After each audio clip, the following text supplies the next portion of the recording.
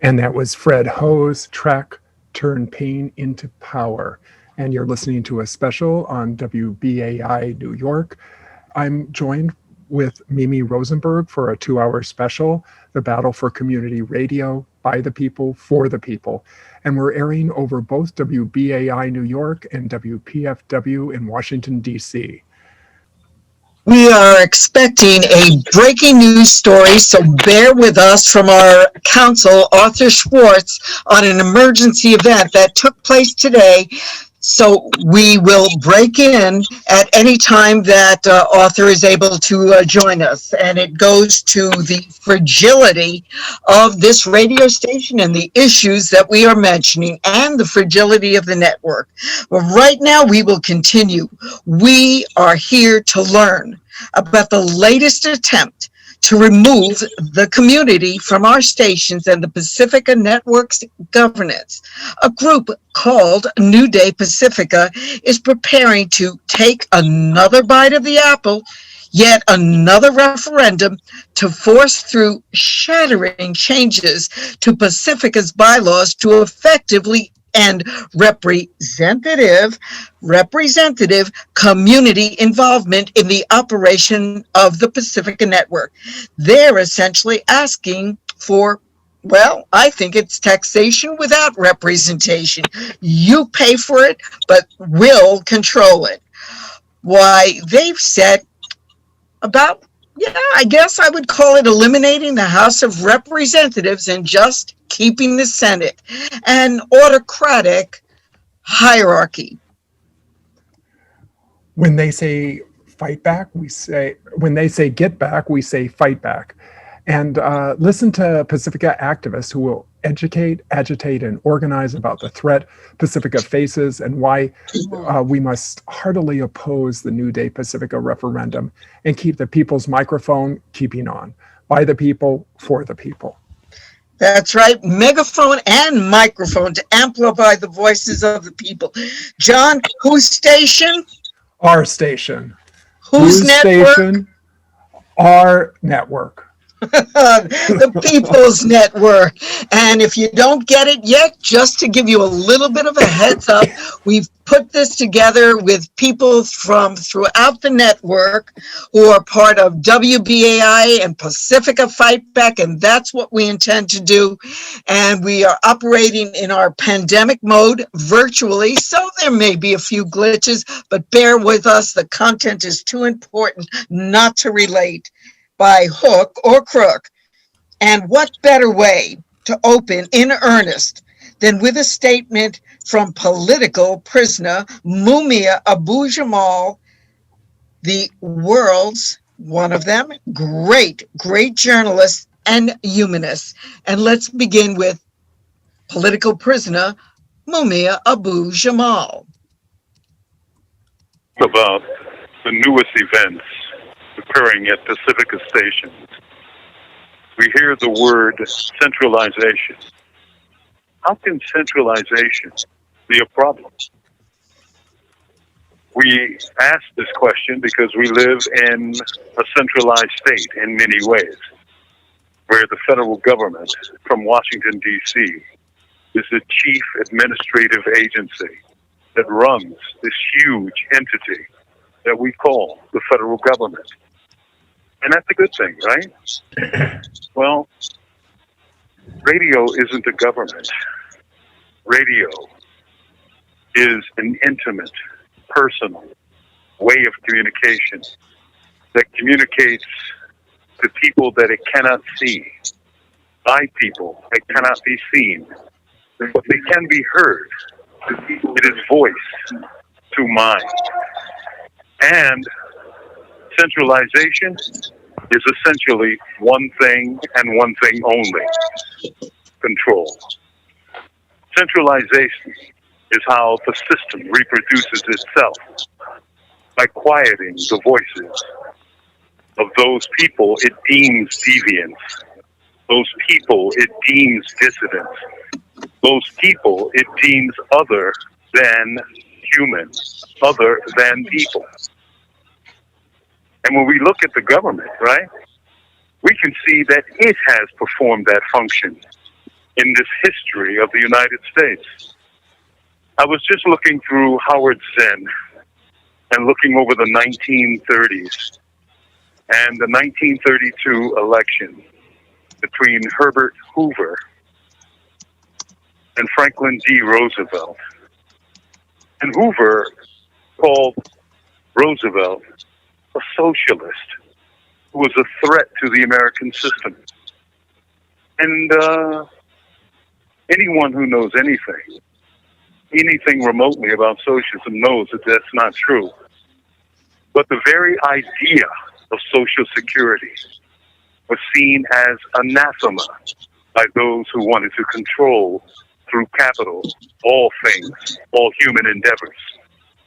So centralization is not a good thing. And when we think about, again, Social Security, we have to remember that farm workers, at that time, that was the majority of black laborers in the South, and Mexican workers, they're not covered by Social Security. Domestic workers weren't covered by Social Security. So centralization certainly has its problems, does it not? This is a call from Pennsylvania State Correctional Institution, Mahanoy. This call is subject to recording and monitoring. We view this. Centralization is about control.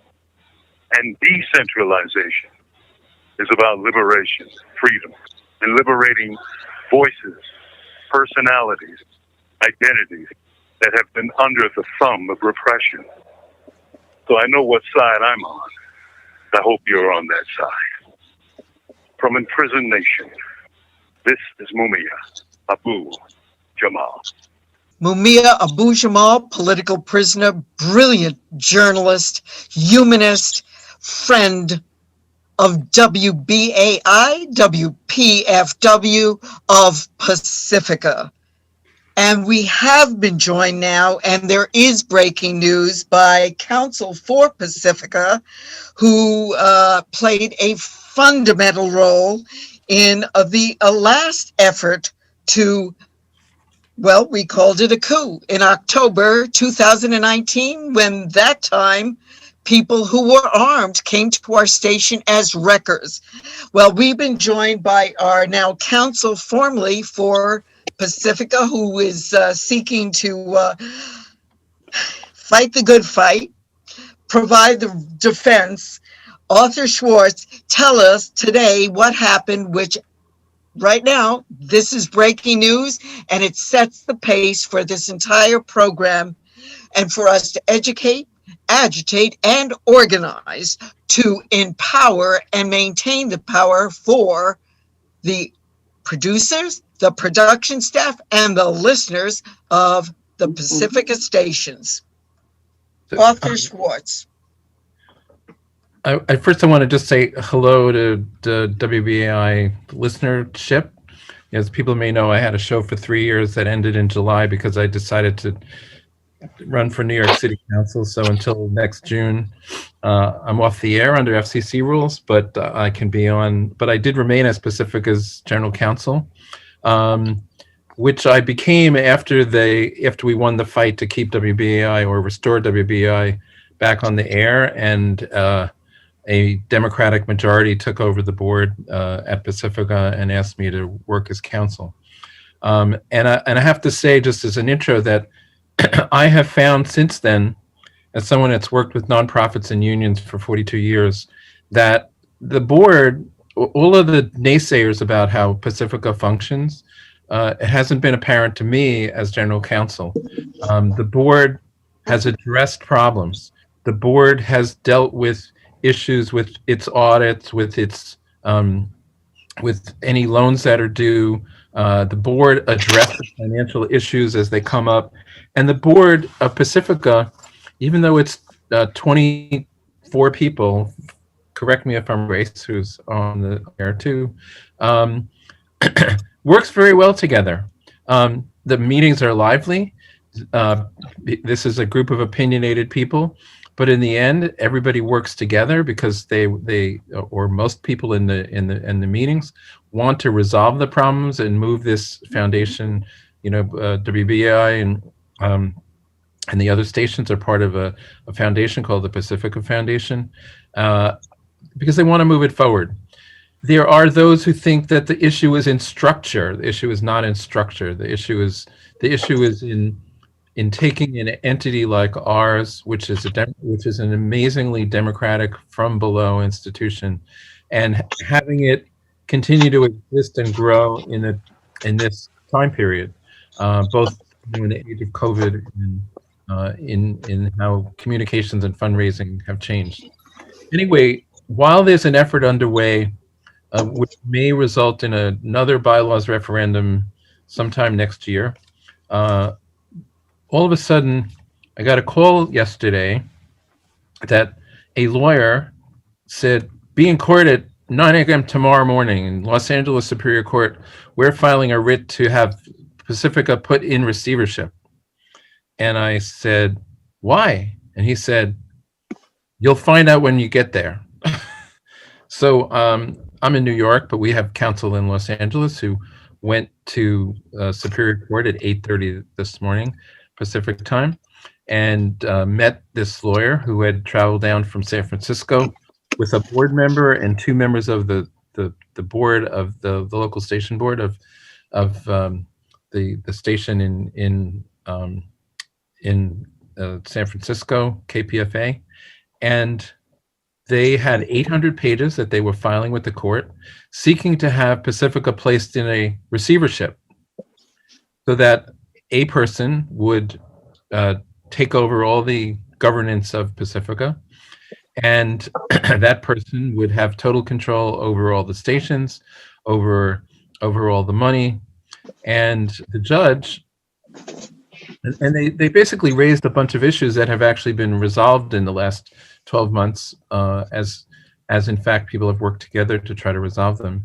And they raised issues about the loan that Pacifica had to take out to help pay for WBAI's fight with the Empire State Building. They complained about the audits, which in fact had been done, and pages and pages and pages of complaints, and basically saying, we need a receiver, we cannot govern ourselves. And what's amazing is I think at least one person was on the board, one of the people in the lawsuit has been on the national board, is on a local station board. Anyway, the judge looked at the papers and said, why is a receiver going to do a better job? These people seem to be functioning. And they didn't have an answer. So the judge told them, and besides the fact that they violated the various local rules because they didn't serve us with a copy ahead of time, they didn't, they didn't give us any notice other than show up in court. The judge said, but I'm not going to just deny this on procedural grounds. It seems to me like you don't state a reason here to have a receiver appointed, application denied. So their application was denied by 9 o'clock this morning. They started at 8:30. By 9 o'clock, they were out of court. But they do have a lawsuit that's still pending, although they didn't get their injunction appointing a receiver. These people will still continue to litigate in Los Angeles, trying to have Pacifica run by a receiver, as opposed to elected people that are elected at all the local station boards. And one very interesting point of it is a big argument that they made that there had been a plan to reorganize Pacifica to make it work better by a fellow named John Verneal. And part of his plan was to close down WBAI. And they said that because he was trying to rebuild Pacifica, that's why he was removed from office, not because he took WBAI off the air for no good reason, not because he defied the board of directors, but because he was trying to reorganize Pacifica and make it work better. And all of the elected people in Pacifica opposed him and didn't want Pacifica to work better. So that's going to be a very interesting piece of litigation, and it will go on slowly. They will not be able to get orders right away. I did hear a rumor that they might go up for an appellate ruling, but the judge did deny it on the merits. So for now, we're safe. Well, Author Schwartz, thank you for taking time. I know that you're betwixt and between, for responding, for being our counsel during this very difficult period, and for alerting us to the various ways and now using the courts again as a mechanism to try to destroy the integrity of our precious network. We've been listening to Attorney Arthur Schwartz, counsel for Pacifica, and now we want to move to Ralph Engelman, journalism professor, WBAI Pacifica historian, who served on the WBAI local station board and Pacifica National Board in the 70s and 80s, and who will opine on our glorious, indeed revolutionary radio adventure, 60 years free of corporate influence, the People's Network. Professor Engelman. Well, let me begin by emphasizing the continuing importance of a vibrant WBAI for New York and Pacifica for the country. Despite the proliferation of digital media, social media, Pacifica remains a unique vehicle for free expression. It's rooted in 5 cities spanning the nation with vast, if not fully realized, potential. Pacifica remains a critical resource for progressives. It should reclaim its historic role as a national site for internal debate and agenda setting for the American left. Now, Lewis Hill's vision for Pacifica Radio was community radio by virtue of listener sponsorship, by serving as an outlet of local artists and activists, by welcoming local volunteers and creating local advisory boards. A primary problem with the recommended bylaws of the New Day Pacific Initiative is that they would weaken the organic relationship between the local community and Pacifica stations conceived by Lewis Hill and a hallmark of Pacifica to this day. Lewis Hill also conceived Pacifica Radio as an alternative to mainstream media in its internal structure, in seeking a more democratic and participatory system of governance. Easier said than done. This quest, realized in many respects, has been the source of bitter periodic conflicts and crises. Another such crisis may be upon us. I would only add my fear, and I hope I'm wrong, that the Pacifica governance system currently is not working, appears to be dysfunctional in some ways that threaten Pacifica's long-term existence. For example, the turnover of Pacifica officers in recent years and the related instability are alarming.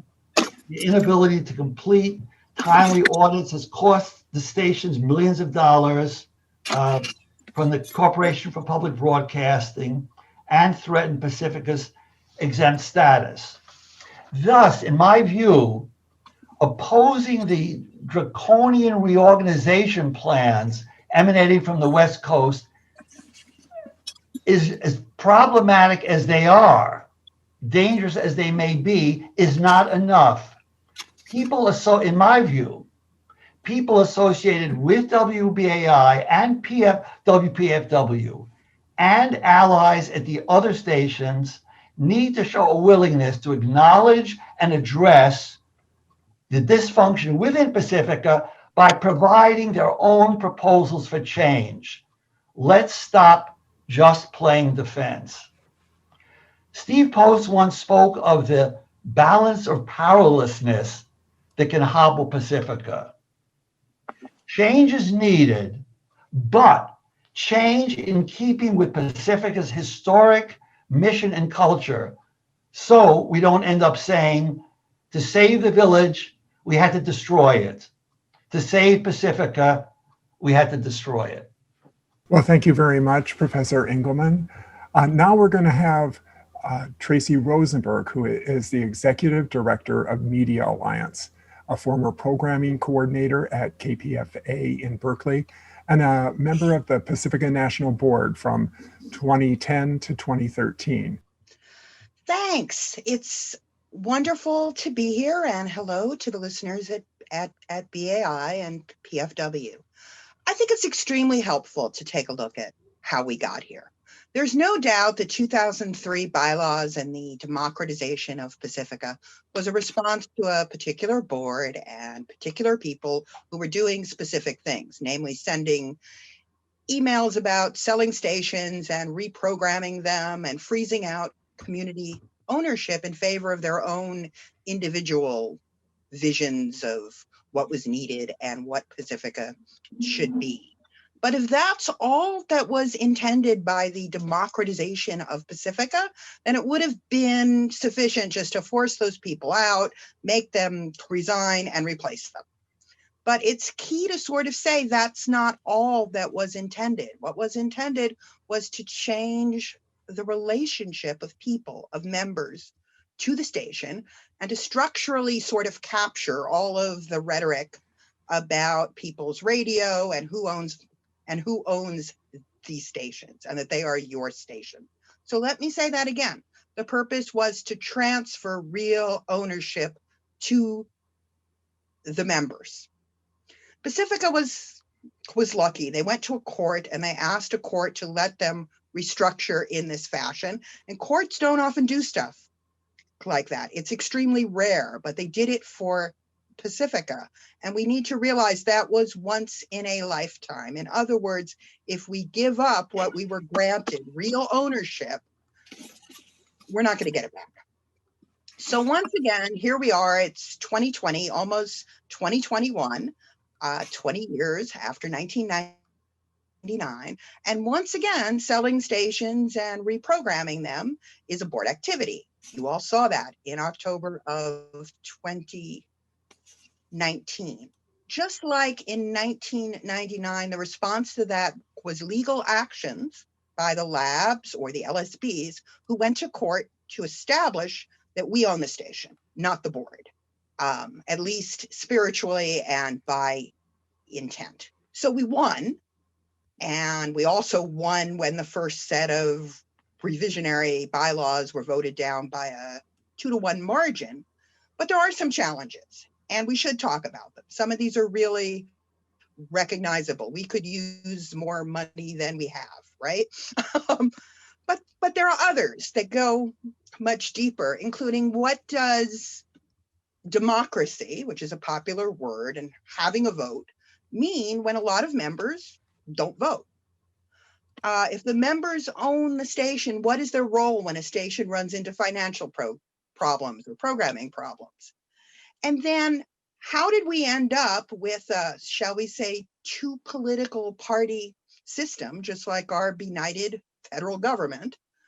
And are we replicating the sort of partisan gridlock that keeps our country from functioning? And I think that a lot of us, when we talk about the dysfunctionality of the board, because Ralph did, they're talking about that two-party battle and about what we would call partisan gridlock, or people thinking that it's partisan gridlock when their party or their faction does not prevail. So these are problems, but they're not problems of bylaws. They're problems of sort of organizational culture, and maybe in a broader sense, sort of our own understanding of what we mean by democracy and how it works.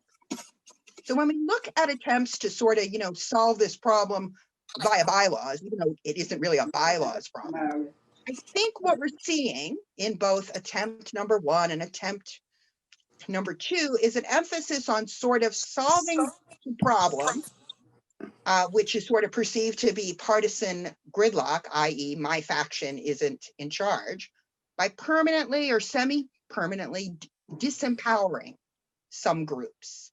So what this basically means is that you settle an argument by handing victory to one side of the argument via structure, either by a permanently self-selecting board or In this case, by handing all the officer positions for 3 years to a pre-selected group of people, with the idea that now the agenda of this group or faction will not be thwarted by significant opposition, and that will fix anything. So the assumption here is that the group that is favored by this structural change, which is always the group that writes the structural change and puts forward these bylaws, has all the answers. They have the answer to the financial stresses. They have the answer to the philosophical differences about what democracy means in community media. They have answers to all the changes in the media landscape that have happened in the last 20 years, and that they have all of the answers to sort of how we stop centering the perspectives of the majority and really meaningfully center perspectives that have been marginalized and ignored. And that somehow having a lack of diverse input on the board is the magic carpet that will make all of these problems go. Money will fall from the sky. We will magically be able to move forward our presentation so it is more technologically apt for the 21st century. And the answer of sort of how we really provide a sort of a different kind of message will be answered. Is there a lot of evidence for this? Well, not really, especially when you look at the fact that 3/4 of the permanent officers who would be installed by these new bylaws have already been on the PNB for a number of years. And the board majority, by which we mean which faction had a slightly larger number of board members, has flip-flopped at least 5 times, I think I counted, since 2003, possibly 6. So one more flip-flop can make it permanent? That's not going to fix it. So what are we really trying to do here as Pacifica? We're trying to build a big inclusive tent that actually reflects all of the movements and the people within Pacifica, and that balances the sort of creative and ideological tensions that are all over the left. I mean, it's not as if Pacifica made them up. They are here. But the question is sort of how do we sort of bring those to the forefront without ripping the organization apart? And if your only answer to that is put in my side, not the other guys, then frankly, you don't have any more imagination than the idiots running our federal government.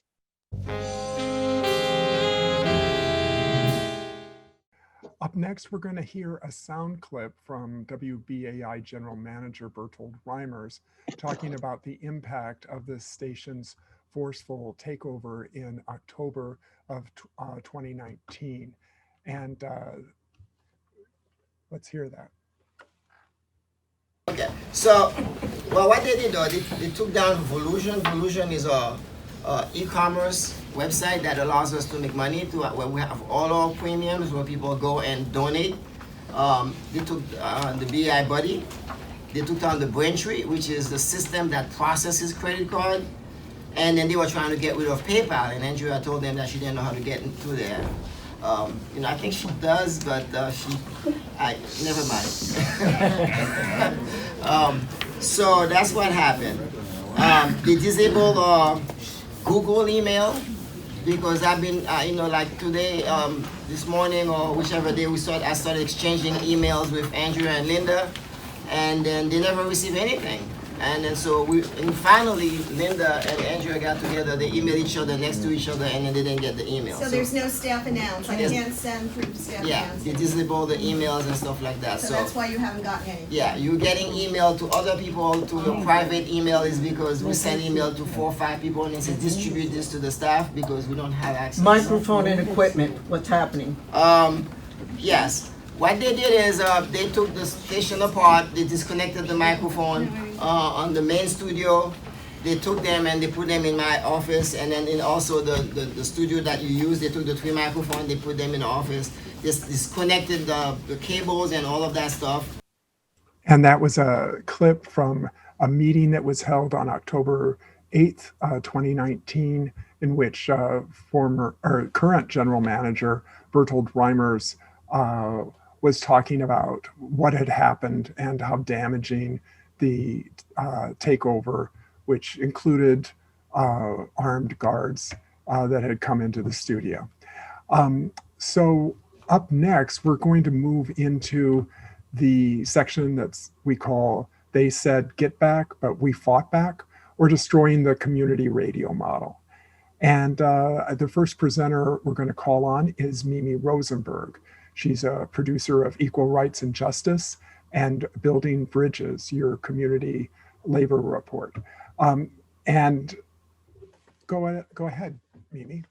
Well, I just want to say that I really would like to defer to the rest of the colleagues who will be on this this panel, Fran Locke, Katia Stitt, and DeWayne Lark, except to maybe set the pace for my the nature of this forum.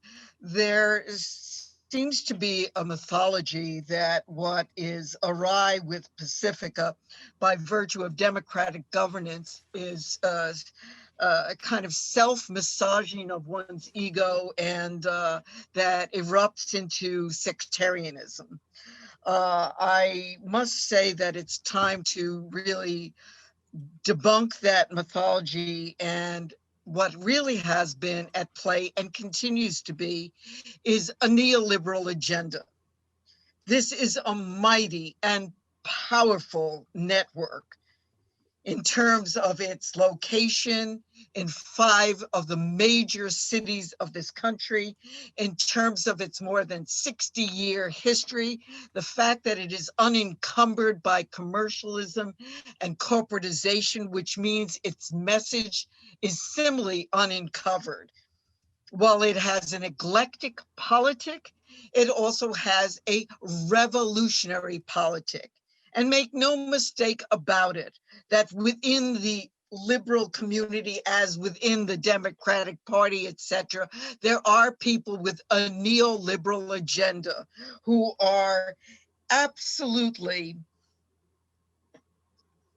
incensed by the changing culture of this country on the ground, by the browning of America.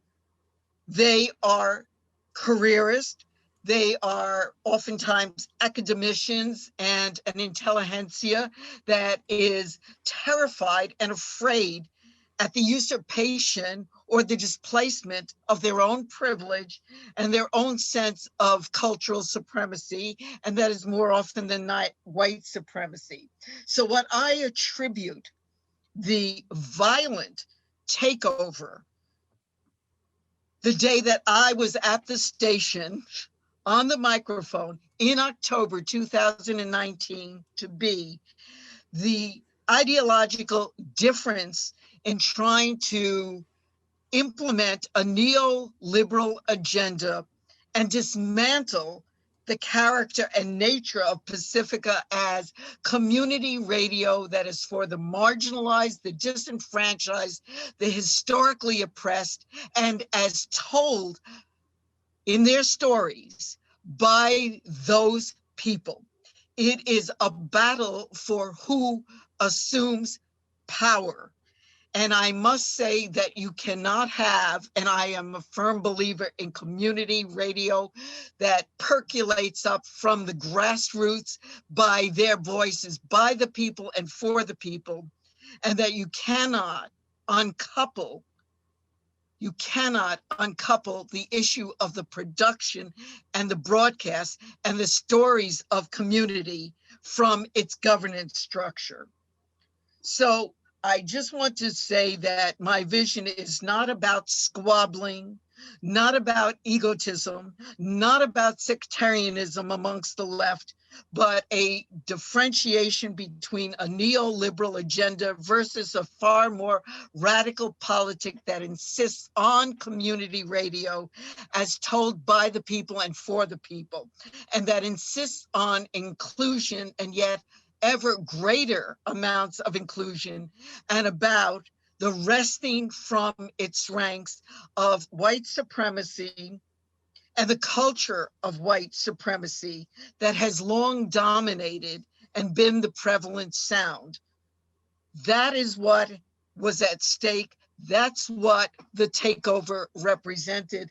And with that, I would really like to give my time to Sister Fran Luck from the Joy of Resistance Multicultural Feminist Radio to talk about the incredible fight back and just remind that it is not the first coup that we experienced, and it has always been about the people's radio station and boots on the ground that ultimately wrested back this precious broadcast venue, the people's megaphone, to tell the people's stories, to begin the empowerment of the people. Radio is so important and precious, and certainly cannot and is not replaced by social media. Not to say that we do not contemporize our methods of broadcast and becoming a more multi-platform form of expression. And with that, Sister Fran. Hi, good evening. Thank you so much for asking me to join you. I was a part of the mobilization that took place last year, and I'm going to roughly sketch it out. So here we go.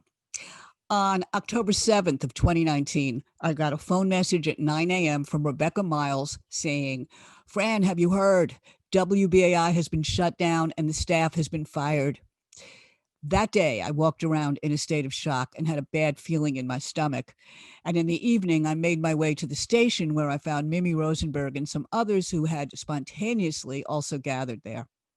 The mobilization was already in progress, with lawyers led by Arthur Schwartz, who had that same day filed a motion in state Supreme Court for a temporary restraining order. The Coasters, as we came to call them, had been planning their action meticulously, unbeknownst to us, for some time, even to the point of placing editorials in New York City newspapers justifying their actions, rerouting our transmitter to broadcast programs piped in from California, and they had even spoken to our landlady about discontinuing renting to us at 388 Atlantic Avenue.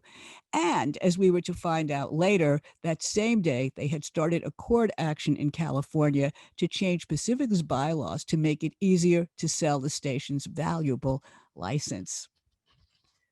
Though blindsided, we started mobilizing immediately to get our station back. A community meeting was set up in just one day and held on October 8th, the next night. I will never forget that meeting. It took place in a room about the size of a classroom in a suite of legal aid offices. By the time I got there, about 15 minutes into it, the room was so packed I was lucky to get a seat. And then more and more people started showing up until the overflow was way down the hall, and still they kept coming. The word had gone out, and listeners, community activists, present and former producers, everyone ever associated with WBAI, it seems, had shown up as if they were coming back home.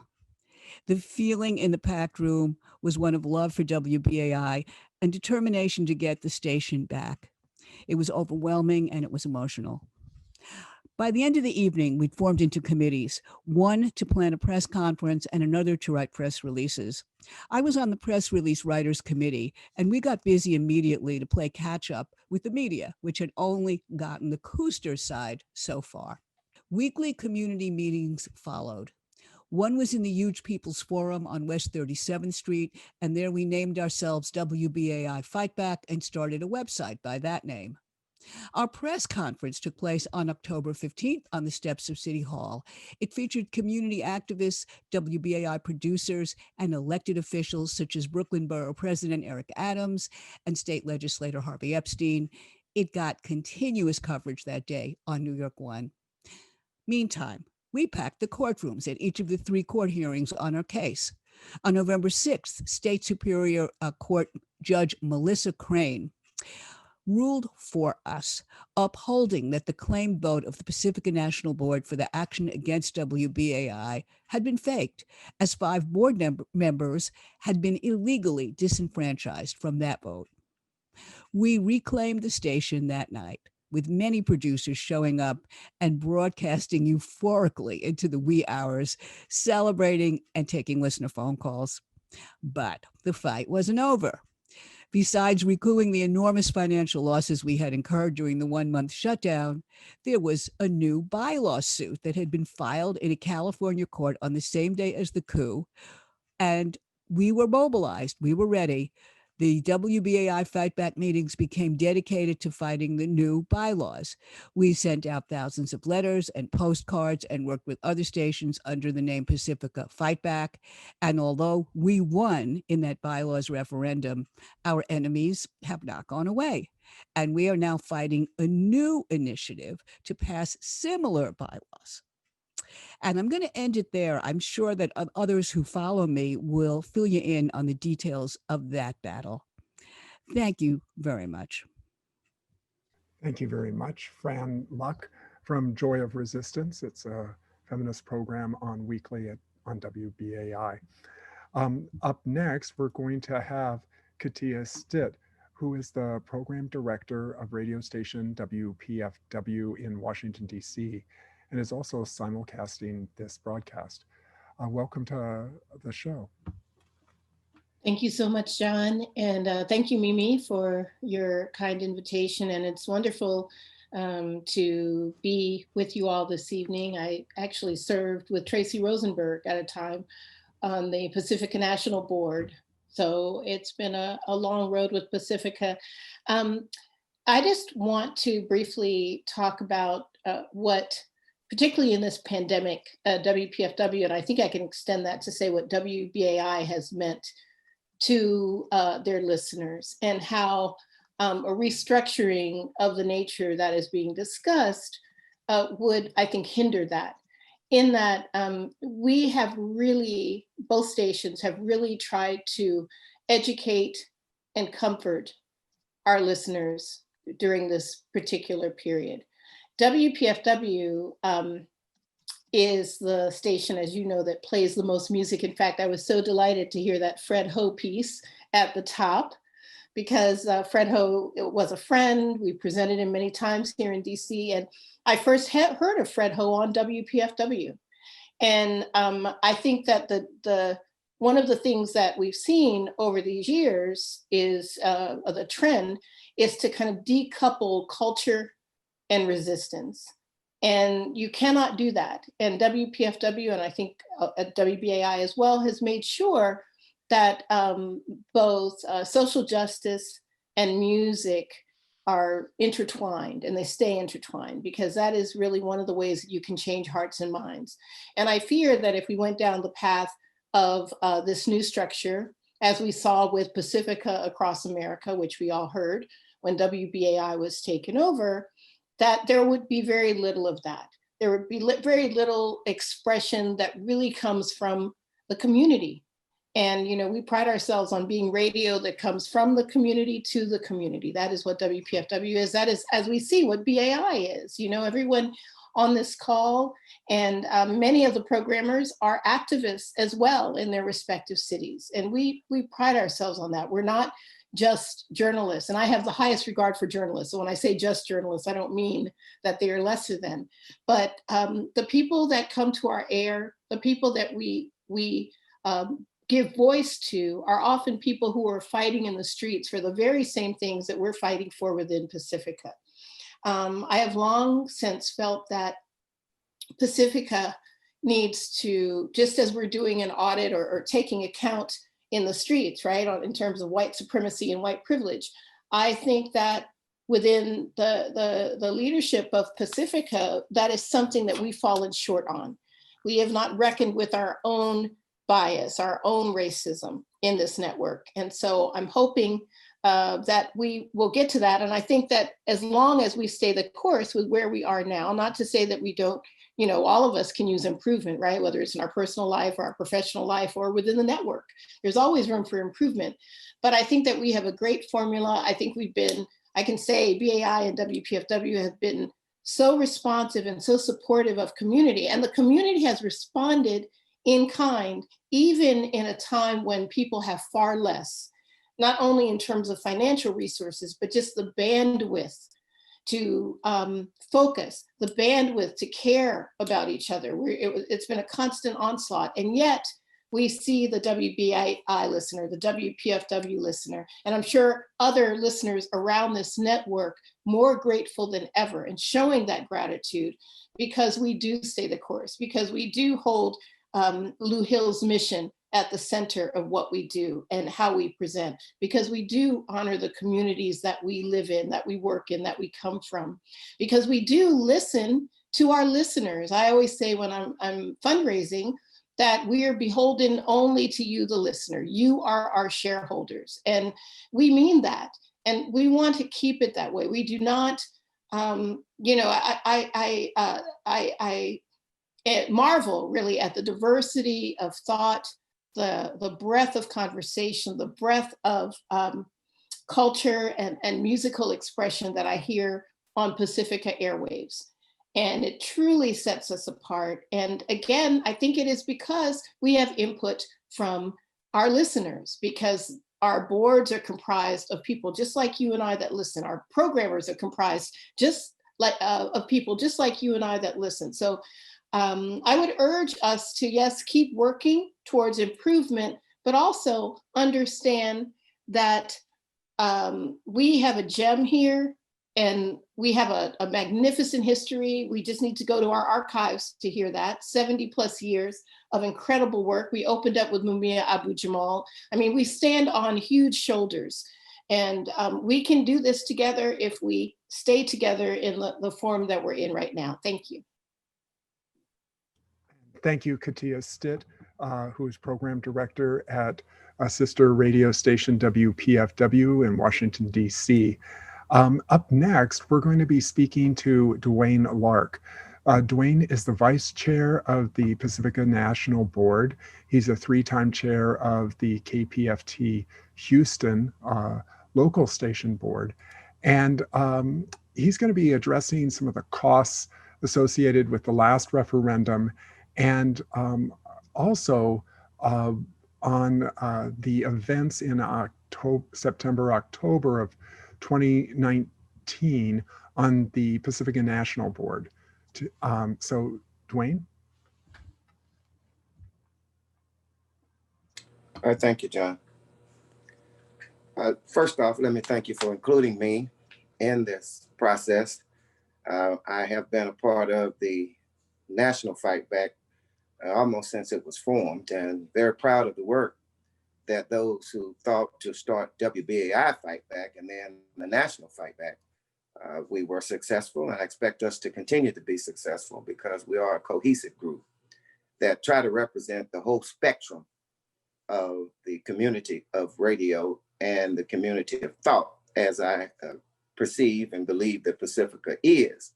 I've been listening to Pacifica since basically a teenager in Houston, and heard it when the station was bombed by the Ku Klux Klan. So it's my thought that if the Ku Klux Klan would bomb it, it must be my kind of organization. Certainly we've become more sanitized since then because we were avant-garde and we were eclectic and we were all those things that many people who represent different views and thoughts than many of us do hated and abhorred. So I start by saying the former ED, just to get into it, the former ED and Mr. Bill Crosier and company went to New York around this time that we're speaking about and executed what I describe as an attempted coup. Some describe it as a takeover, and others have other descriptions of it. But it was, to me, an attempt to make WBI an extension of KPFA because they piped in KPFA programming.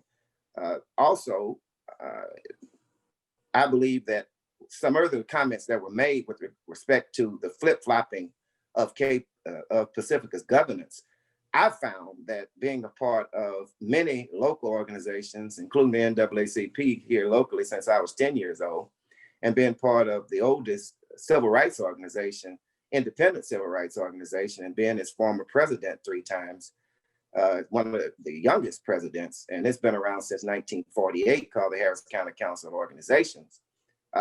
Organizations do flip-flop in their governance. That's just the nature. Companies and everything, entities flip-flop in their philosophies and their government. So I don't think that in itself is a problem. It's a natural thing. I think continuity is the problem. And you can't have continuity when you have people who have competing views, who have competing visions, who don't share visions and don't share the hopes and aspirations of an organization, especially one that's been around since Pacifica has. But I think that the question ought to be, who lines up with Lou Hill's vision? And then you ought to make your decision based on who's doing what is in the best interest. At that point, if you know and read and learn Lou Hill's vision, I don't think you'll be confused about who, what, when, why, and where. Again, all organizations have a flip-flop. It's good for an organization to not have the same person or persons in governance for many years. In fact, I believe it creates stagnation. Now, initially in 2019, Lawrence Reyes, Ralph Puerto, and myself were part of a 3-member cartel, for lack of a better word. And there was a super majority that even Crosier and all the rest of the individuals were involved in. And they were working fairly fast and intentional. And then, of course, when the coup occurred, there was a split even among that supermajority. And it was Lawrence, Ralph Puerto, Lawrence Reyes, and DeWayne Lark, myself, who reached out because we thought something needed to be done in order to bring this thing back into grace of the people, because it had run amok under Crosier and what I describe as a plurality. So Lawrence and I reached out to Grace Aarons and Alex Steinberg, who we were unaligned with at the time. And we were able to form what was then described as a plurality, 11-11. And as a result, there was stagnation, of course, but we stopped the Crosier and company from going into court claiming they had the majority, which was a very strong argument in court, that they were operating under the majority's will. So shortly thereafter, Ron Pinchback joined the plurality and we became a majority. A tenuous one at that, but we became a majority of 12-10. And that gave us the authority to hire Arthur. And I believe as a result of hiring Arthur, he was able to do good work at the New York state level. And subsequently, we were able to move some things around and get back in some type of compliance of what the real vision was, and not to make WBAI an extension of KPFA and to consolidate the foundation into basically a KPFA extension. And I would close, since I don't have very much time left, to simply say that, again, it's been a pleasure to be a part of Fightback. It's been a very fruitful experience, and I hope we continue. And I know that we'll be successful in this new attempt to force us to spend $100,000 again. And I will close by saying that because they did their coup in the middle of WBAI's fund drive, it cost WBAI hundreds of thousands of dollars, and it's cost the foundation in excess of $100,000 in legal fees and other costs. Thank you for your indulgence, and thank you for allowing me to participate in this program. And that was DeWayne Lark, who is the vice chair of the Pacifica National Board and is from the Houston, Texas Pacifica station. Up next, we're going to have a sound clip from the WBAI press conference that was held in October 2019, a few weeks after the forceful takeover of WBAI. And the speaker is David Galarza, who is a Puerto Rican independence activist, talking about the importance of WBAI. What do we say? BAI is here to stay. That's right, we're here to stay. Just like Nando said, the station is so important to our Latino brothers and sisters. I'm Puerto Rican. During the uprising a few months ago in Puerto Rico, I had the pleasure of talking to Nando and to Maria and to the listening audience in New York City day by day about what was going on in Puerto Rico. That's important when we know that commercial radio and television is not covering these kinds of insurgencies that are happening in our own backyard. Yes. And it's happening now in Haiti. It is happening right now in Ecuador. It is happening now all over the country and all over the world. We need to cover what's going on in Fort Worth, Texas. It's same way they need to cover what's going on in Santurce, Puerto Rico. How many BAI buddies do we have in the house? Every hand should go up. Every hand should go up. Everybody should be giving their $10 or $20 or $30 or $40 a month. How much does it cost to get a coffee at Starbucks? $10. You can give that money to BAI. Yeah. Give it to And that was David Garza speaking at a press conference.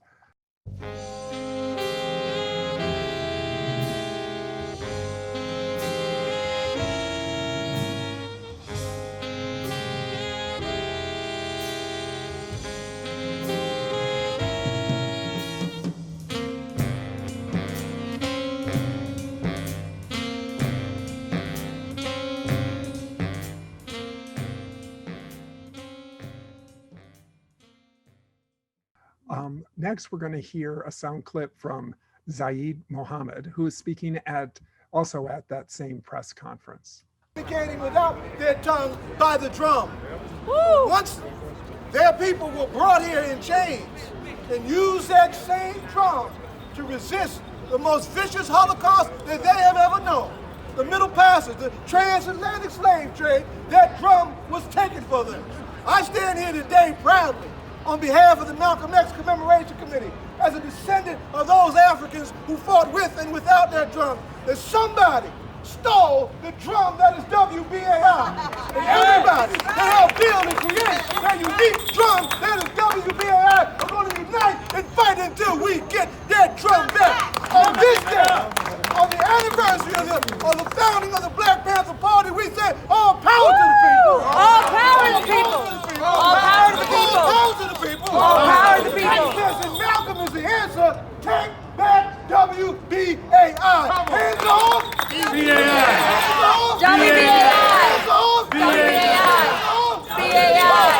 That was Zaid Mohammed.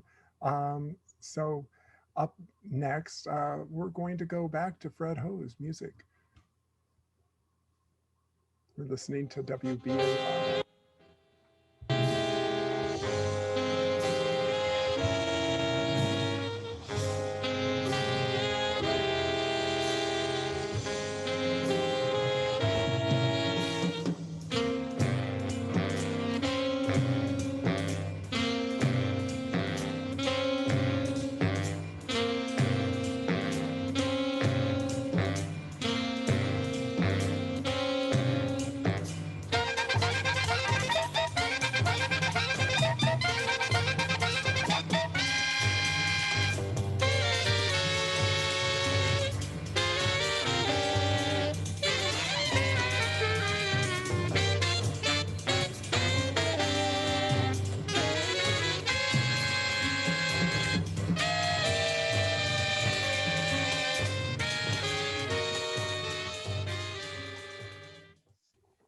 And you're listening to WBAI New York.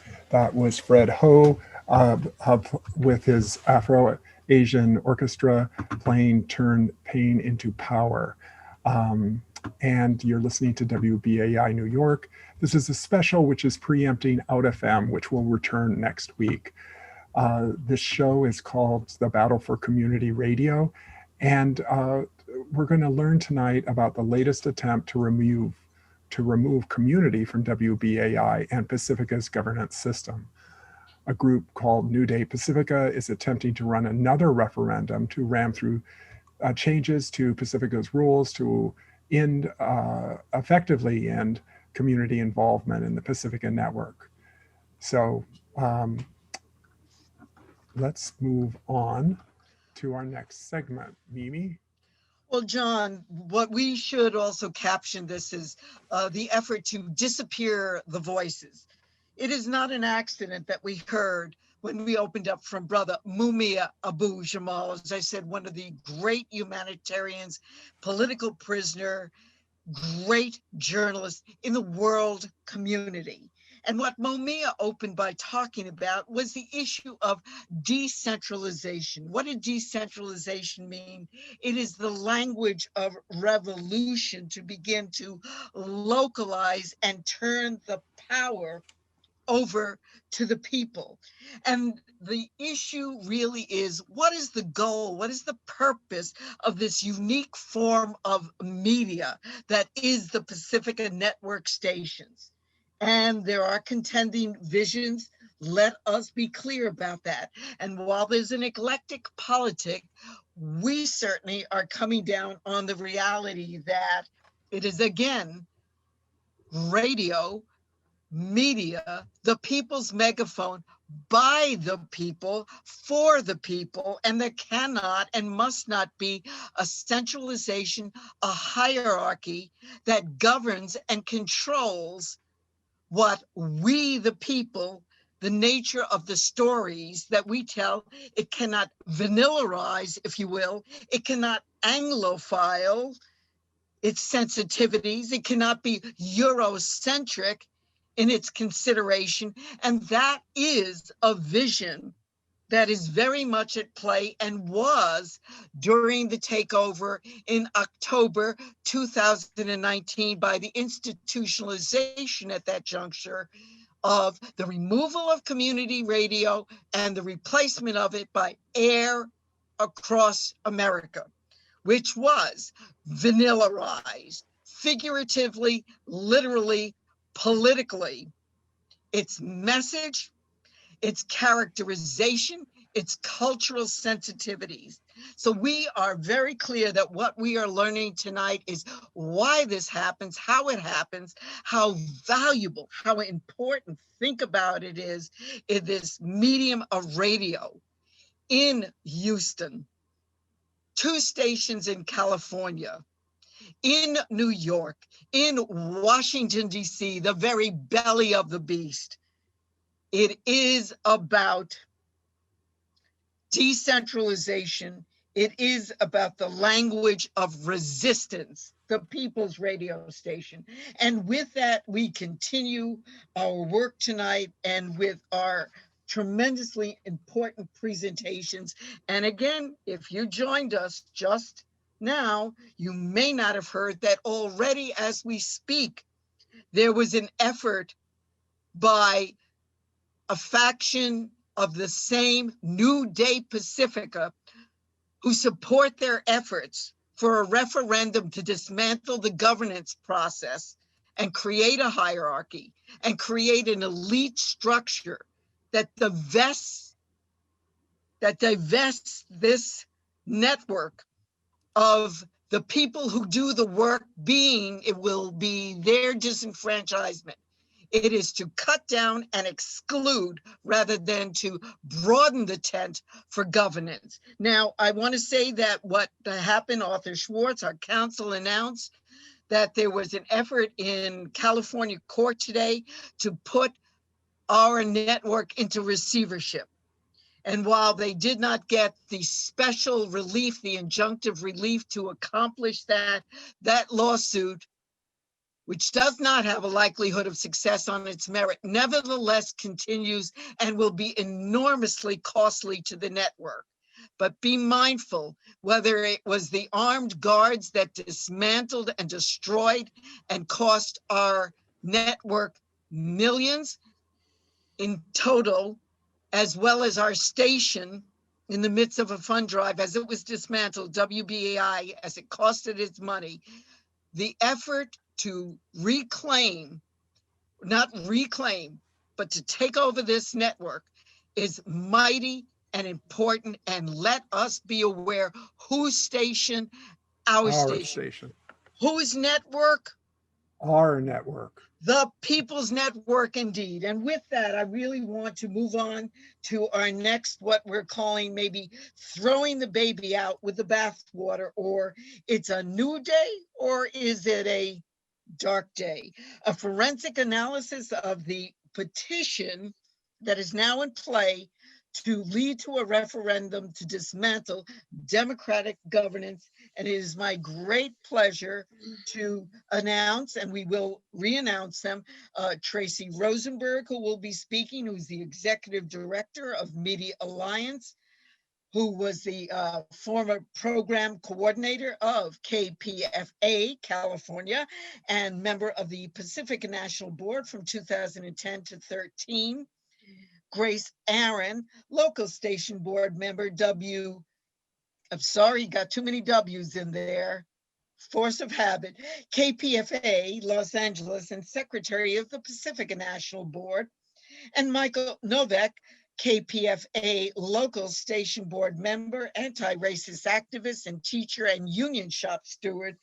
They will be highlighting the bylaw dismantling, talking about the meat and potatoes of what is being asked for and revealing the contradiction there. And Tracy's going to begin by what? How did we get there to begin with? Tracy Rosenberg, thank you for joining us, and Grace and Michael. Thank you for having me once again. I think at this point in the program, we're trying to drill down a bit further specifically about these New Day bylaws and sort of where they came from and what they're about.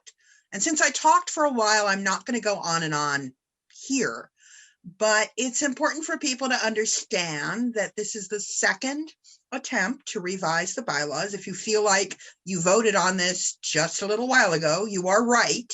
It was 7 months ago in March. And basically these attempts are coming from the California stations. And what they sort of represent, as people have talked about, is an attempt to centralize, an attempt to whitewash, an attempt to sort of smooth out the sound and centralize the finances and control of the organization to wipe out what is perceived as an opposite faction or voices of dissent, with the idea that the only way the Pacifica will run smoothly is essentially our way. In other words, if we take out the other faction and get rid of them permanently, everything will be jolly.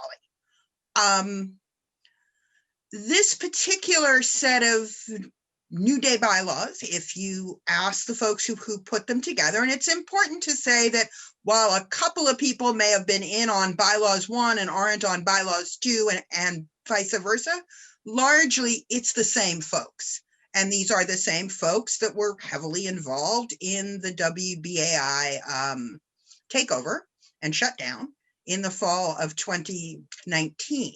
And just because the names keep changing, it was called Pacifica Restructuring Project, now it's called New Day Bylaws, shouldn't really confuse people that much or give them the idea that there are multiple efforts here.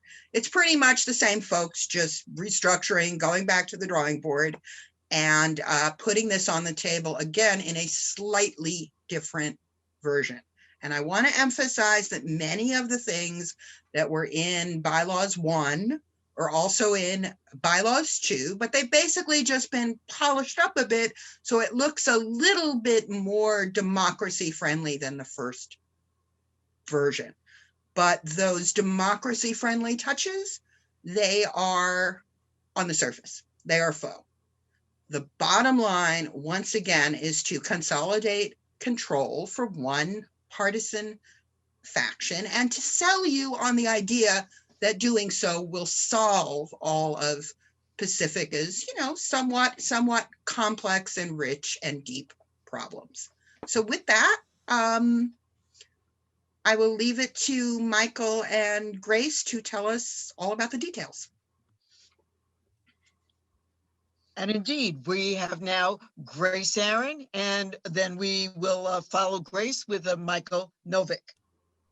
Okay, thank you for having me. I'm very happy about this broadcast. I'm a director on the Pacifica National Board from KPFK in Los Angeles. As Tracy mentioned earlier this year, a bylaws referendum failed by a resounding 2/3 no vote. It cost Pacifica $150,000. And did the people who put forward that referendum get the message? No, they're at it again. This new effort is very similar to the last one because it's got the same lack of democracy that the last one did. The players are very similar or the same. And a lawyer for that group has been continually threatening Pacifica with legal action, which is already costing Pacifica money. These new bylaws, as well as the last failed referendum, were composed in secret. This goes against the Pacifica tradition of pluralism and engenders hostility and exacerbates factionalism. Most of the proponents and endorsers of the New Day Pacifica effort supported the last failed effort. Some of them supported the shutdown of WBAI, which was done in secret. At least one New Day supporter stated in the past that one of the Pacifica radio signals should be sold to capitalize Pacifica. Several pushed for bankruptcy. One past Pacifica director, Donald Goldmacher, and one present director, Andrea Turner, as well as the chair of the KPFA local station board, Christina Huggins, just today filed an 800-page legal action in a Los Angeles court asking that Pacifica be taken into receivership. They're trying to get a judge to negate our national board and appoint a trustee to run all of Pacifica, including our 5 stations. I myself got a phone call yesterday morning at 8:05 a.m. From a lawyer saying he was going to court to take legal action against me and other board members. As mentioned, this legal action emanated from people at KPFA. Luckily, the judge did not grant this injunctive relief. All of this was done in secret, with no warning, really. There's no evidence that today's attack is related to the New Day Pacifica effort, but it could be. Could this be the rule or ruin doctrine in action? Is this a multi-pronged attack to hobble Pacifica? The constant use of Pacifica on-air hosts and emails by the New Day Pacifica proponents to disparage Pacifica governance is surely hurting our fundraising. Getting back to the New Day Pacifica proposed bylaws, the argument seems to be that any change is better than the status quo. The argument seems to be, it's so bad, nothing could be worse. The problem is this New Day proposal would make things worse, not better, much worse. And it would harm the West Coast stations too, because it would cause untold legal actions, disruptions, and antagonisms. If Pacifica survives at all, stripped of its diversity, complexity, and outlandishness, local boards would be stripped of any power except to raise money.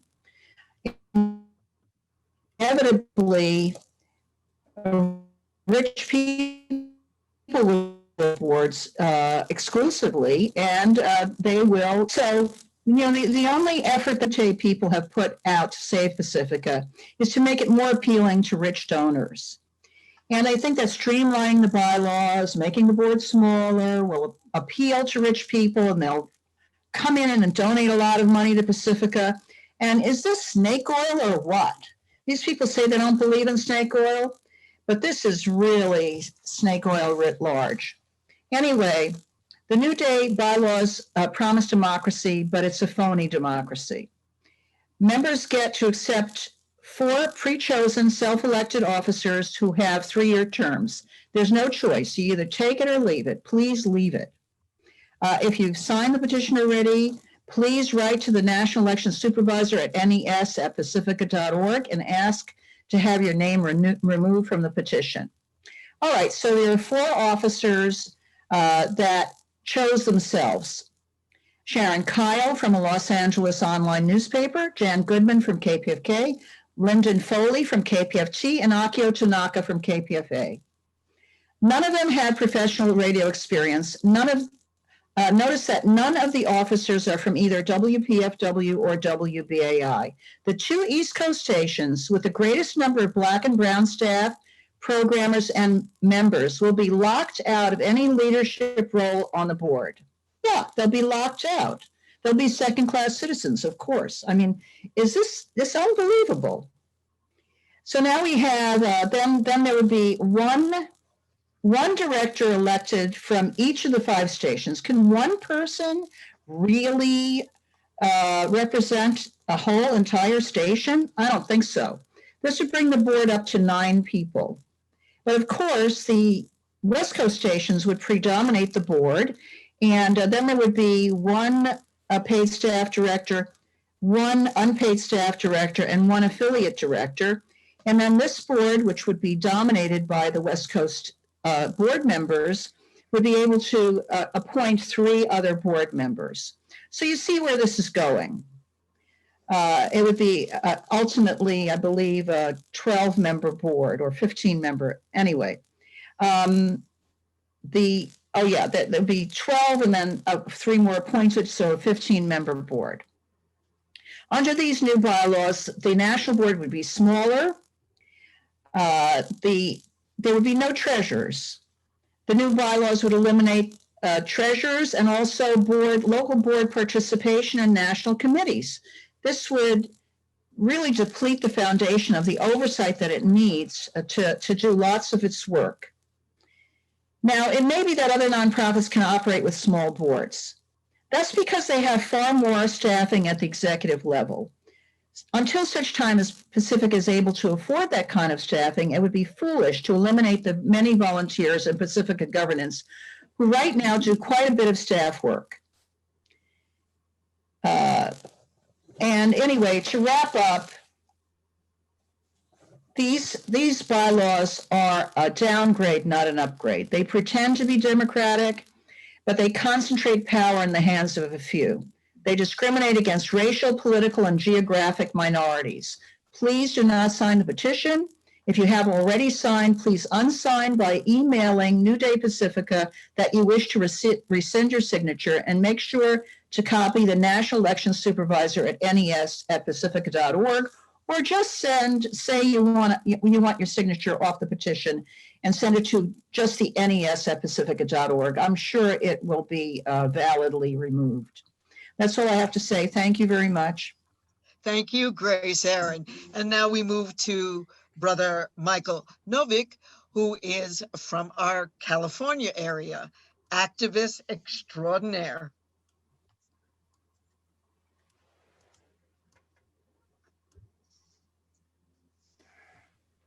And you're listening to WBAI New York and also WPFW in Washington, D.C.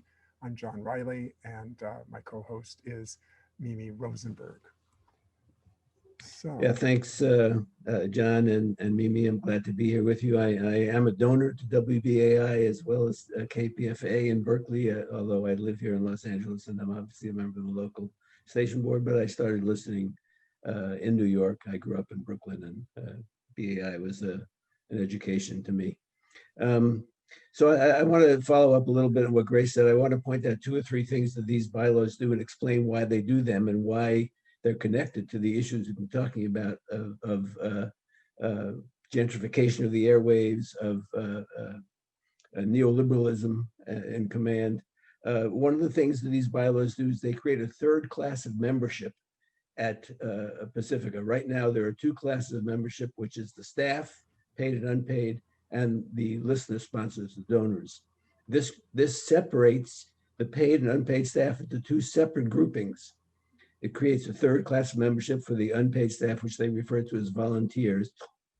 And it tries to cement and make permanent that division, when in fact, so much of the programming is provided by unpaid staff, and paid and unpaid staff collaborate together constantly in creating the sound of all the stations.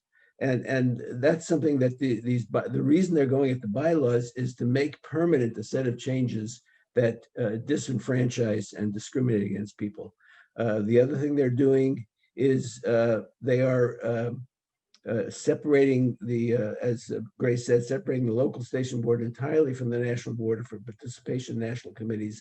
They're taking away any oversight over the local budget, local management, local programming by the people elected locally, and that's shameful. I want to explain this thing about the guise of democracy. What they're doing is this: they're creating a set of single seats, each one of which is voted on simultaneously and separately, so that the same majority can choose every single member, so that the 4 officers, there's a trend in government right now, and you see, I think New York is currently voting on or discussing moving into choice voting, several states. This is under the guise of choice voting or instant runoff. They're basically saying that the same majority will control every single seat. The reason they're dividing the paid and unpaid staff is that all the paid staff get to vote for one single seat. All the unpaid staff get to vote for one single seat. And so whoever gets the majority and the California stations are numerically larger in terms of membership and are likely to control it, or a faction within those stations will control the whole ball of wax in an irreversible fashion. So that when they kept the local station boards in name only, but the local station boards are set up so that the same function happens. They're electing officers, 5 officers for each local station board. Each is an individual seat election, and the same group of people can win every single one of those seats. And those people pick additional members. It's a self-perpetuating majority. So I think the reason for that is that they're trying to wipe out dissident voices, critical voices. They're trying to undercut the free speech commitments of Pacifica. And we listened to the music of Fred Ho a couple of times in this broadcast. And, I worked with Fred some, and Fred was, a socialist who tried to revive the spirit of socialism by looking at indigeneity, by looking at matriarchy, by looking at all the aspects of why socialism needed to reform itself. And I think that spirit of self-criticism and that spirit of being openly radical is something that has been ground down here at KPFK, honestly. Our station has been gentrified in many, many ways. And there are a small number of gatekeepers who control much of the airwaves. Our entire morning drive time now is national programming. We're picking up shows from the internet. We're picking up, Tom Hartman, a lot of shows that are available elsewhere. And what's being wiped away are the grassroots voices. I think that we talked a little bit about, the difference between broadcast and social media. And there are two things there. One is that the broadcast media are actually do not have any of the security and privacy problems that social media do, and therefore are actually a form of freer speech than you will find in social media, because nobody's buying or selling in the non-commercial media that we have your identity. The other thing is that social media, however, do have a spirit of many to many. And so I think we do need to bring some of that spirit into our broadcasting operations. And that requires connecting to grassroots organizations, to the organizations that are shaping the future, shaping history right now. We have this very powerful archives, but we're not creating new archives, at least here at KPFK, that are in touch with the movements that are, fighting to make the world a better place. And so there are, homeless communities self-organizing in Los Angeles. You don't hear them on the airwaves. And if we allow this kind of irreversible centralization and elimination of democracy, that will prevent such voices from being heard again.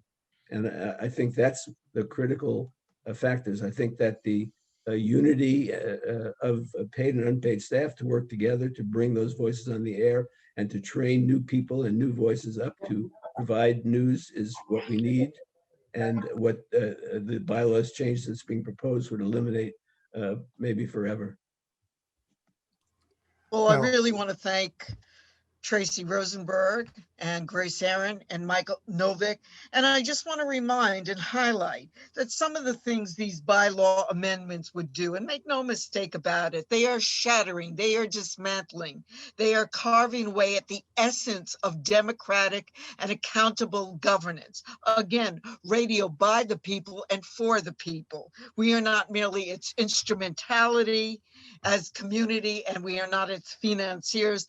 We get to decide on the practices and policies, the governance, the control. Again, going back to Mumia, it is about decentralization. It is about the tool of local as the mechanism for liberation. And so much thanks to you. And I just want to suggest that just a couple of the very specifics. The new proposed bylaws would centralize, again, Pacifica governance structure and remove any oversight functions from local station boards. They would introduce a winner-take-all voting method, thus leaving absolutely no room for quote-unquote minority voices as our current system of governance and voting do. The representatives from each of the stations on the Pacifica National Board would be a minority, 5 out of 15 on the board. It favors staff over unpaid staff, and the bulk of the work is done by unpaid staff, unpaid producers, while simultaneously reducing the percentage of overall representation. So workers become completely disenfranchised, paid and unpaid.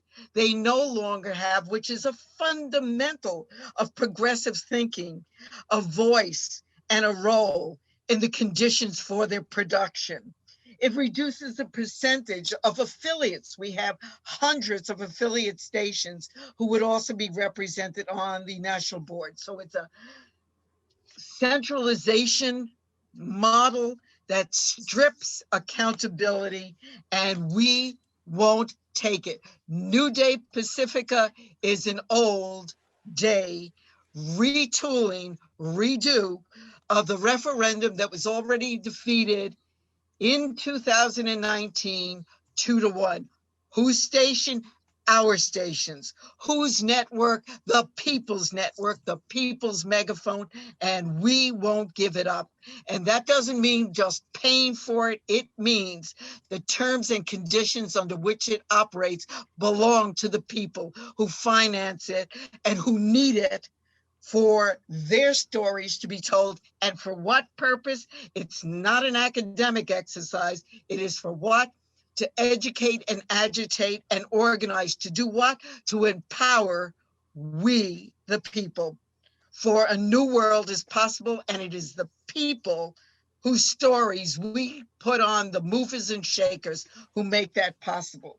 And so with that, we now move to some more of the sound clips, one of which is from Sister Sharon Salam, the mother, the intrepid woman who fought tooth and nail and had the use of WBAI airwaves to mobilize on behalf of her son, Yusef Salam, and against the trumped up, literally and figuratively, efforts against what was then known as the Central Park Five to destroy these young men and to give voice to Trump, who literally took out ads in all of the major media to make sure that they got the death penalty, which at that time was illegal in New York. So we hear from Sister Sharon Salam about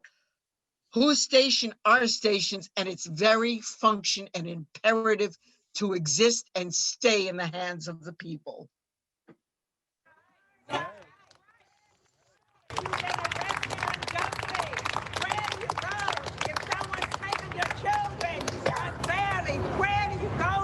Justice. We must keep this station alive.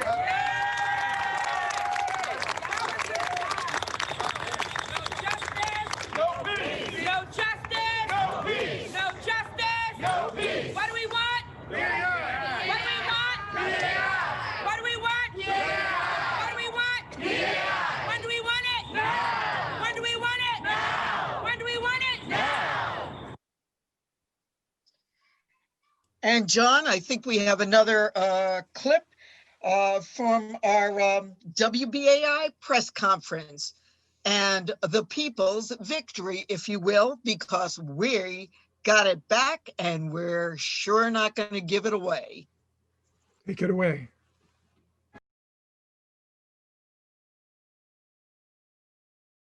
saying they're the majority. They got it. All of a sudden, we're saying, wait a minute, we got nine members of the Pacifica National Board who want to be plaintiffs in this suit. She got it immediately. What is this? It's an internecine battle. And it's an internecine battle where we're not just the little minority there whining and crying. So I think that was enormously important, but the resolution from the local station board, invaluable. The listeners' responses, phenomenal. Friends from outside the signal area, produces this, and people who very often had been loath to talk to each other before really hung together and made this possible, and it really should open up a new era for us to. So we got the air back. We're going on at midnight. Yes!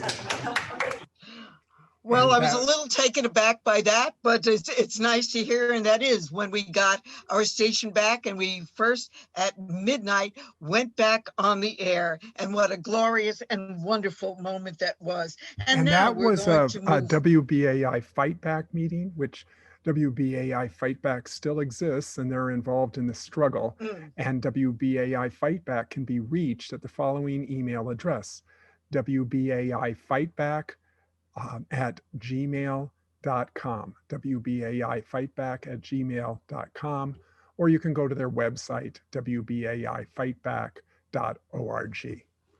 And we also have to tell anyone listening that within 2 weeks of this, we intend to organize a major meeting. You can hear the coordinates on the respective stations so that we get the listeners involved, because again, the idea is to educate, agitate, and definitely to organize to claim our media, keep it for the people. So stay tuned, listen to our stations. You will get those coordinates. We will have that meeting, and we will once again claim victory. And I must say, as we move on to our final panel, the fact of the matter is we are neither complacent about any of the issues that confront media, progressive media. We understand the need to have periodic evaluations of our bylaw structure, to modify, to retool, to strengthen them, to make the procedure more effective. But we also understand that they exist with a substance that gives us the opportunity to do that. And we intend to maintain that bylaw and that voting structure. We also understand full well that we have to look at various ways of financing and capitalizing in the most expensive venues in the country, our station. An economic summit is certainly one possibility. Submitting and requesting proposals and evaluating this. We are there. We are up for those challenges. And with that, I want to move now to our fighting the good fight for democracy. And our next group of panelists are Lawrence Reyes, KPFK local station board member, Pacifica National Board director, longtime affiliate of the Young Lords Party, one of the historic organizations in our country fighting for democracy. Akua Hope, producer of Pan-African Journal, which airs over KPFT, and co-executive producer of Pacifica's new program, COVID, Race and Democracy, and Ron Pinchback, who has a slew of various accolades for his longstanding relationship to Pacifica. He was the local station board manager, representative to the Pacifica National Board, former general manager and program director and volunteer coordinator at WPFW, and all around good fellow activist. And with that, let's begin with a dear brother, Lawrence Reyes, and thank you all for joining us.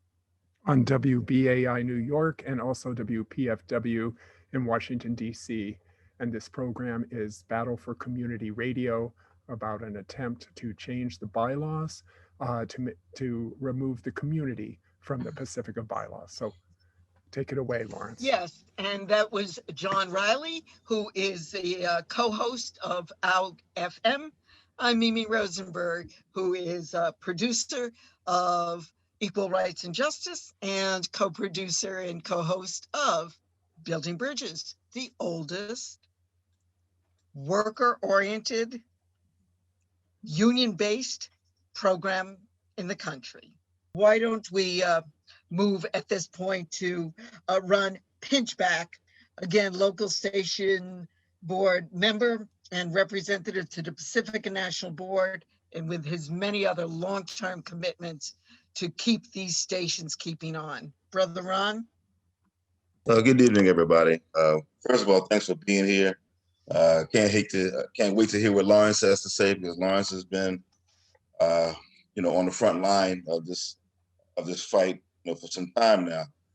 I want to share this story with folks. When I first started volunteering for WPFW, 20 some odd years ago, I chose the station because it was community run, it was community based, it was community oriented, it was community accountable. I found that to be extremely compelling and necessary in the environment that we're in. And the people need a voice. That's why I volunteered, I started volunteering at PFW. And then, it wasn't about, trying to get money or fame or anything like that. I went there because I wanted to make a difference. That's why other people are there. That's why everybody on this call is there, because they want to make a difference. This bylaws referendum is an attempt to remove that kind of activism, to remove that kind of involvement, to remove that voice. And to what end? If this group was serious about reforming the bylaws in a democratic, environment, in a democratic fashion, then they wouldn't have done this in secret. They wouldn't do this in a way that would install themselves as the beneficiaries through leadership positions and such. Instead, this was just a charade to remove listener involvement. The only thing they want from listeners are donations. And what they don't realize is that the reason people donate is because they have a sense of involvement. They have a sense of entitlement. And they want to take that away. That is dangerous. It's unproductive. It's certainly not in the spirit of Pacifica, certainly not in the spirit of Lou Hill. And it's just unfathomable that in this day and time, we have people on our own boards, who are internally trying to dismantle the network. And I also want to remind folks of this, and maybe you know about this or maybe you don't, but for the BAI takeover situation, you got to understand that there were people on our board, people who were part of this New Day Pacifica effort, the previous effort, who were willing to conceal the attempt to take over BAI from the other board members.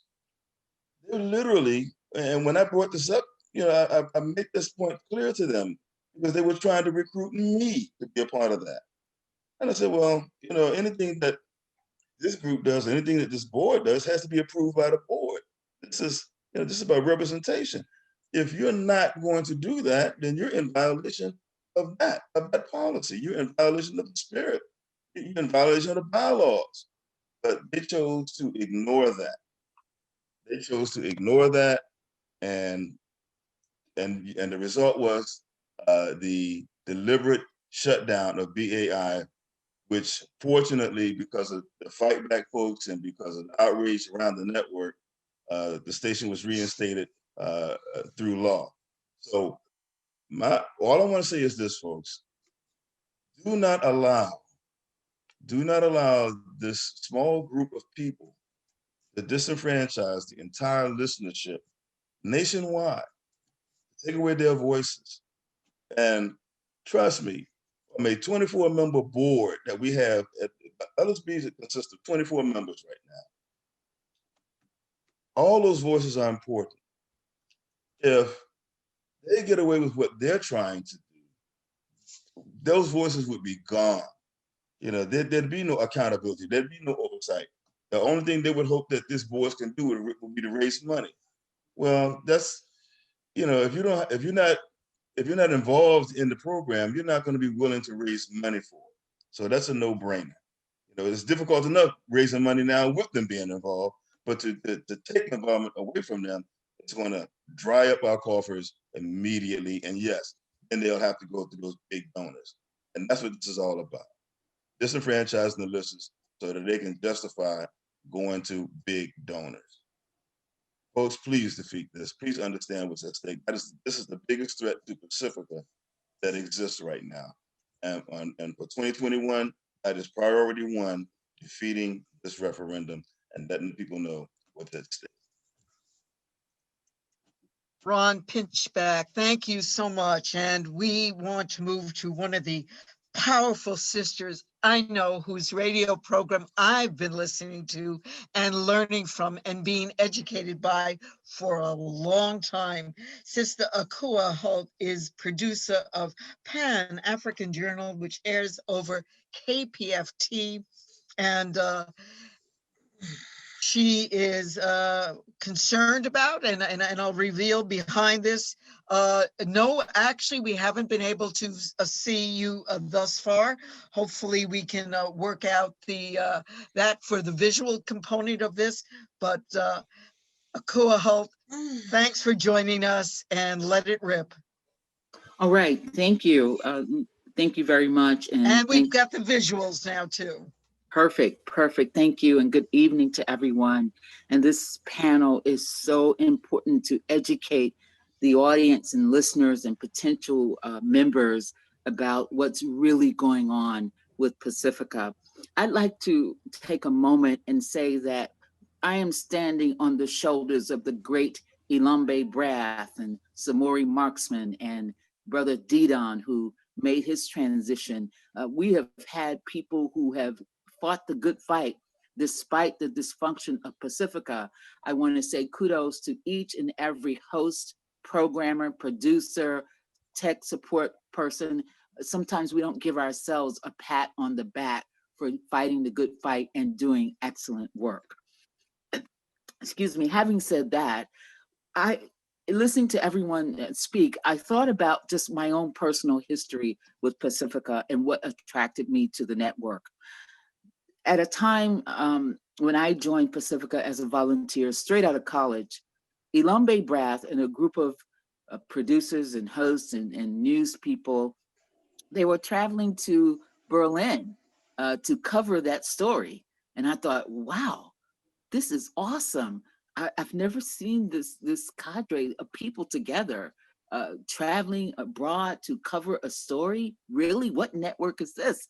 And they started to tell me all about Pacifica and how important Pacifica was to the people, and it was the voice of the people. From that, another group of producers and hosts and journalists traveled to South Africa to report on Namibia changing hands. And then, and I don't know if I'm going in chronological order correctly, but from that experience, I saw this group of people expand and go to Panama to report on what was happening on the ground in Panama, and to Grenada, and on and on and on. We were covering international news. And I don't know if you guys remember that moment in Pacifica. So we go from being a stalwart, being the leader as far as free speech and public media and covering international news, to many of our stations, including KPFT, not having one news person or a news department. I'm in Houston, Texas. This is where George Floyd once lived. This is where he was raised for the most part. The station is 10, 12 minutes away from the neighborhood in which he grew up. The biggest story of our lifetime, and Pacifica was not there to cover it. Something has to change. The fight can't always be about who can govern Pacifica better.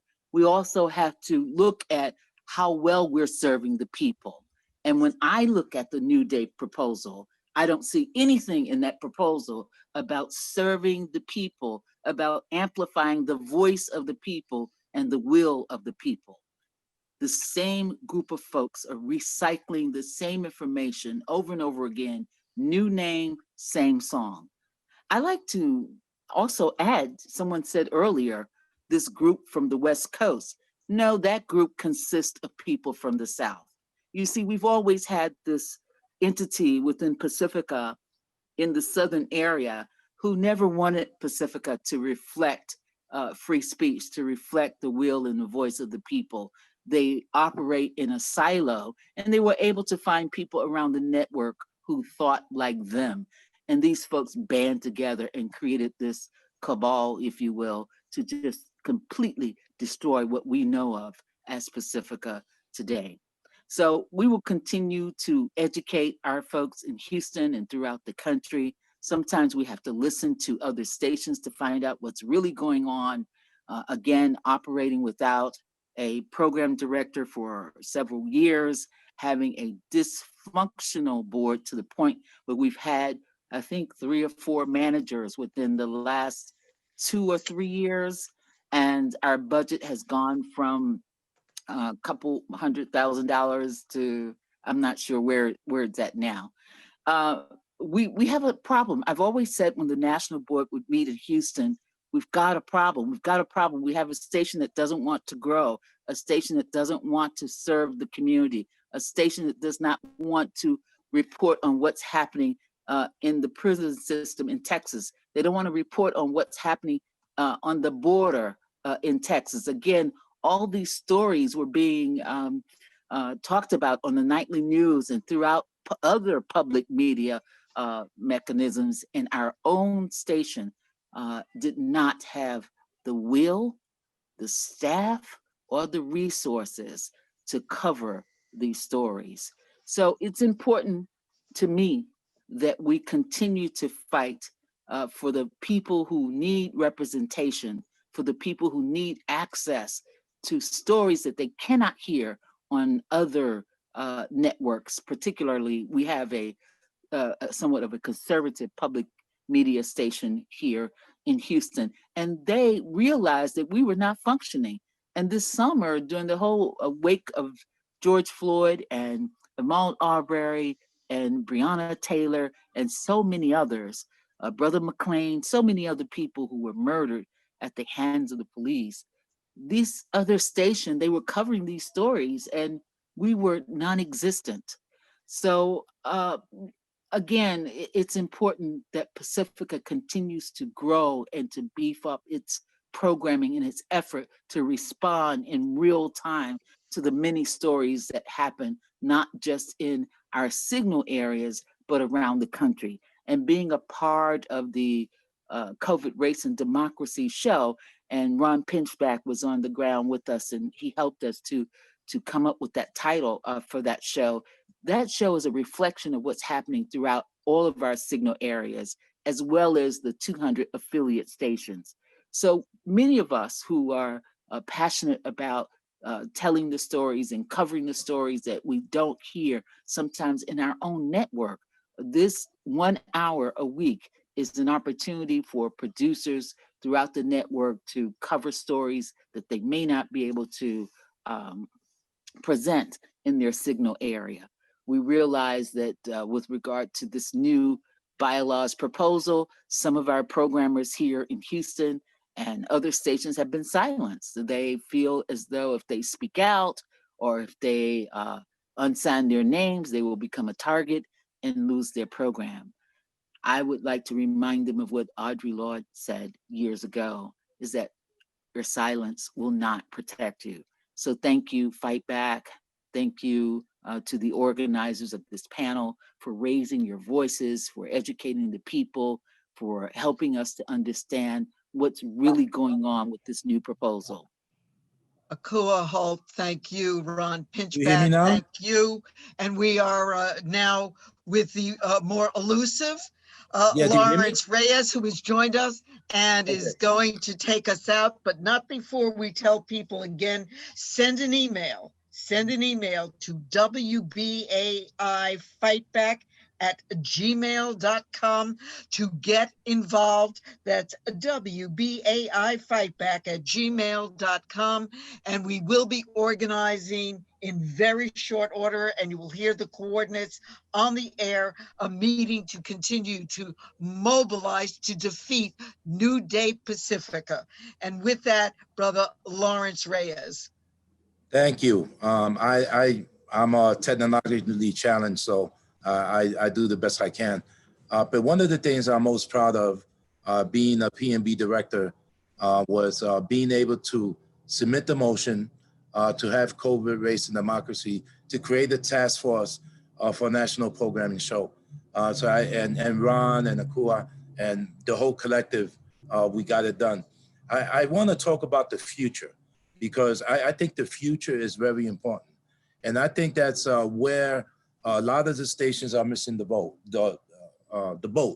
One of the things that I joined Mimi Rosenberg in calling for an economic summit, and I also two actions that I'm gonna call for that I think are very critical is a bylaws convention.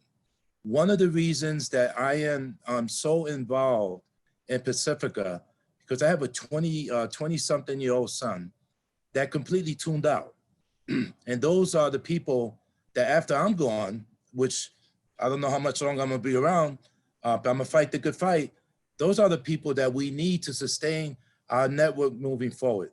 Now, in regards to these Trumpian type bylaws, the whole idea of these bylaws, as Mumia said, to decentralize is to liberate, right? And what is happening at KPFK, and I'm gonna say it because that's where I'm from, what's happening at KPFK is that they are completely disconnected to the community. When I came in to Pacifica, to WBAI, I was a cadre of the Young Lords Party when I was in New York. And I came into WBAI in 1971 during the invasion of Santo Domingo, and I was a 12-year-old kid during the invasion of Santo Domingo, and the fact that WBAI was there for us to address our teaching. So, and also as a participant in the Black Panther Breakfast Program, I'm eternally grateful because I grew up in a very impoverished Boricua family. So the whole idea of these bylaws is to canalize, corporatize, and restrict people's access, in particular BIPOC people, and that's people of color. And if you see the fact that they have completely tried to sell WBAI, try to receive it, and then now they're trying to receive the network. So we have to be militant, we have to be strong, and we have to be steadfast in regards to fighting these Trumpian bylaws, because these bylaws are akin to a campaign to rule or ruin. And this is akin to an arsonist starting a fire to burn all the properties and to burn the whole network to eventually have a fire sale. First WBAI, next is KPFT, and who's gonna be next after that? They tried it with WPFW. We need to remain strong, brothers and sisters. I encourage you to go to pacificafightback.org, and I also encourage you to unsign, if you did, these Trumpian kind of behavior bylaws, because these people are behaving like the fascist Trump. And their behavior is to rule at all costs, and it's gonna ruin us. So again, I'd like to thank you for putting up with the technical difficulties with me and my technological challenges. But I really appreciate everybody's work here. Grace, I'm gonna miss you, and Ron. It's just good to see everybody, and Mimi. I appreciate WBAI, my home station, and WPFW for putting this forum on. And thank And I knew you would be the crescendo to take us out. And I must say that we have been told by, and I really kudos to our station manager, Bertold Reimers, and to our program director, Linda Perry, and also to program director at WPFW, Katia Stitt, for airing this program, and that we will be back on the air with an update in the battle to save community radio in a few weeks. Again, you can send an email to WBAIFightback@gmail.com.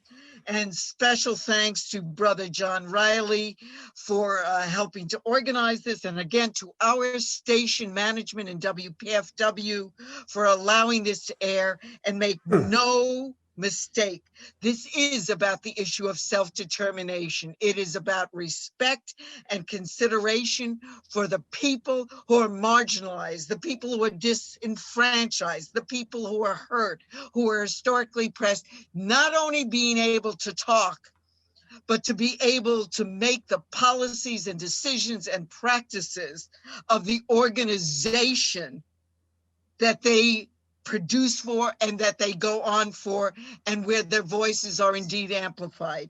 I'm Mimi Rosenberg, and I'm signing John out Riley. with Brother John Riley, and I just want to remind listeners, be sure your membership's up to date so you can vote in this new referendum that will be probably held in March. So go to give2 WBAI.org. That's give2 WBAI.org. 516-620-3602, I believe, is the telephone number, 516-620-3602. And of course, do that. And of course, do that with the Houston station and our sister station in Washington, D.C. Thank you all of you, for your words of wisdom, for your sense of urgency and fight back. And you've been listening to the battle for progressive, real, genuine, progressive people's radio. And we go out with whose station? Our station. Whose network? Our network. And we won't give it back. Thank you for listening. Thank you. Thank you all. And listen to each one of the programs of the people on here. Stay strong, stay well.